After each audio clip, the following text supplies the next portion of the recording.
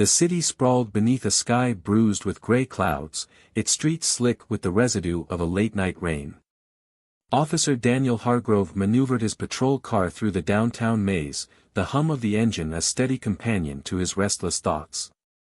At 38, Hargrove had spent over a decade policing these streets, his once sharp idealism dulled by years of petty crimes, bureaucratic nonsense, and the unrelenting grind of urban decay. His uniform, crisp at the start of every shift, now clung to him with the faint musk of sweat and coffee. The badge on his chest gleamed, but its shine felt like a mockery of the man he'd become, bitter, hardened, and quick to judge. It was near midnight when Hargrove's headlights caught a figure slumped against the brick wall of an abandoned storefront on 14th Street. The man was a ragged silhouette, his coat a patchwork of stains and tears, his hair a greasy tangle spilling over a weathered face. A cardboard sign rested beside him, its faded marker scrawl pleading for spare change. Hargrove's lip curled instinctively. Another vagrant, another drain on the city's patience.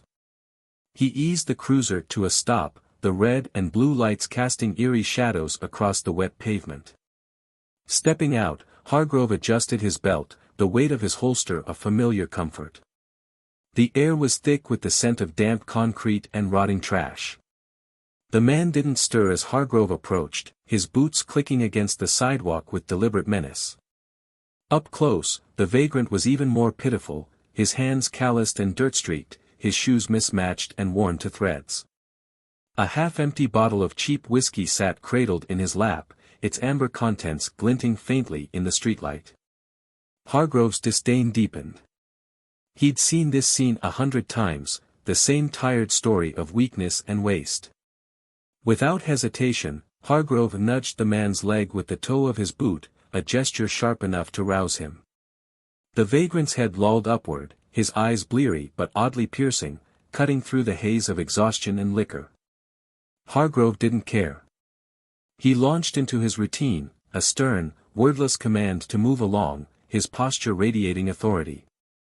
The man shifted slowly, as if testing Hargrove's patience, and that sluggish defiance ignited something in the officer. He grabbed the whiskey bottle, tipping its contents onto the pavement in a slow, deliberate arc. The liquid splashed across the man's tattered shoes, pooling in the cracks of the sidewalk. Hargrove didn't stop there. He kicked the cardboard sign into the gutter, watching it crumple under the weight of his boot. The vagrant's hands twitched, but he made no move to resist. Emboldened, Hargrove leaned in closer, his shadow swallowing the man's frail form. He rummaged through the vagrant's coat pockets, tossing a crumpled pack of cigarettes and a few coins into the street. The coins clinked and rolled, disappearing into the darkness. Hargrove straightened, satisfied, his chest swelling with the petty triumph of control. The vagrant remained silent, his gaze fixed somewhere beyond the officer, as if the humiliation were a storm he'd weathered before.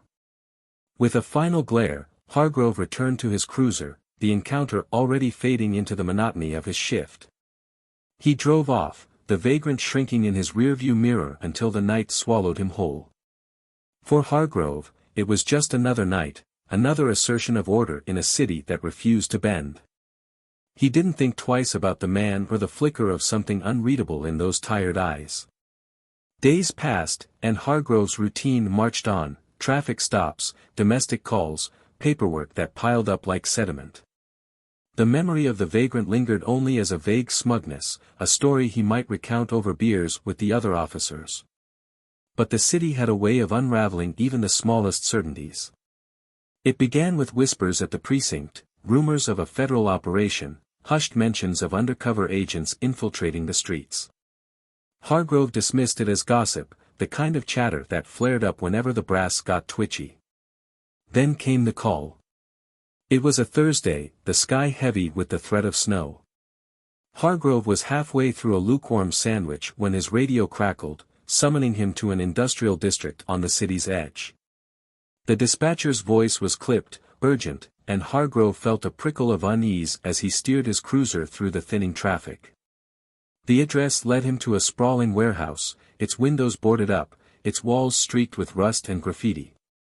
A cluster of unmarked black SUVs sat parked near the entrance, their engines idling. Men in dark jackets moved with quiet efficiency, their faces obscured by the dusk. Hargrove stepped out, his hand resting on his holster as he approached.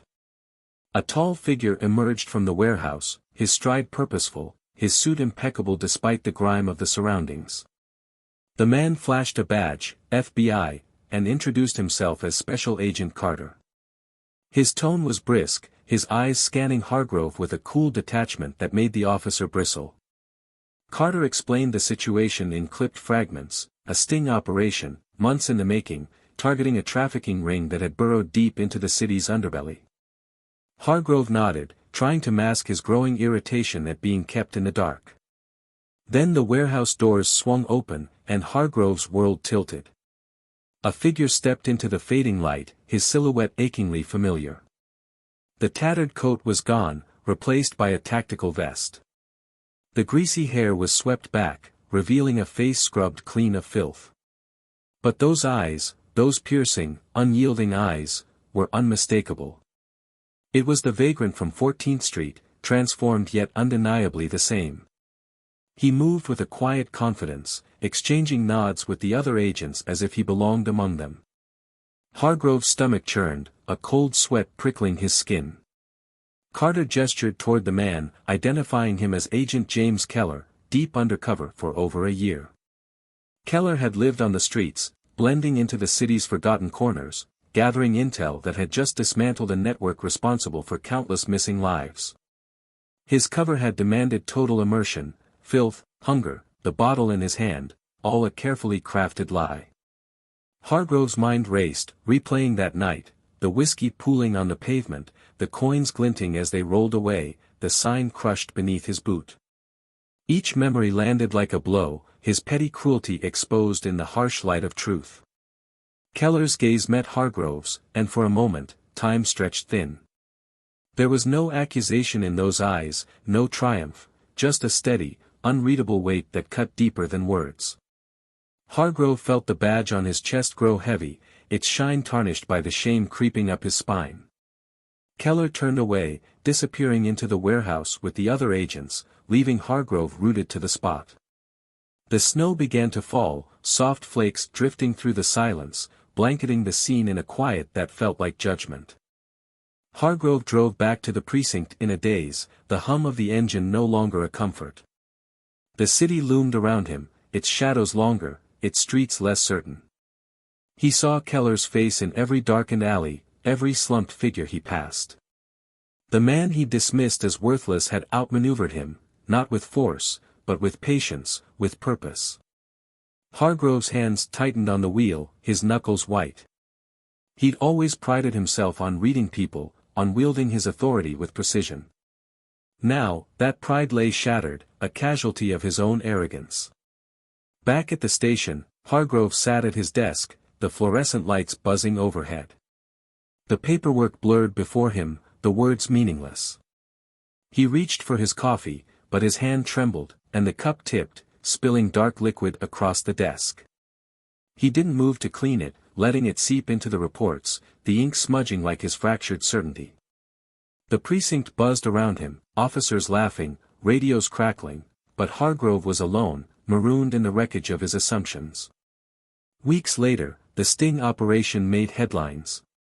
The city celebrated the takedown, the papers praising the bravery of an unnamed agent who'd lived among the lost to save them. Hargrove read the articles in silence, each word a quiet reprimand. He never saw Keller again, but the man's shadow lingered, a ghost in the corners of his vision. The badge still gleamed on Hargrove's chest, but its weight had shifted. It wasn't pride anymore, it was a reminder, a burden he'd carry through every shift, every call, every night on these unforgiving streets. The city moved on, indifferent to one man's reckoning. But for Hargrove, the rain-slicked pavement of 14th Street would always hold the echo of a lesson learned too late, a lesson carved in the shape of a vagrant who turned out to be more than he'd ever imagined.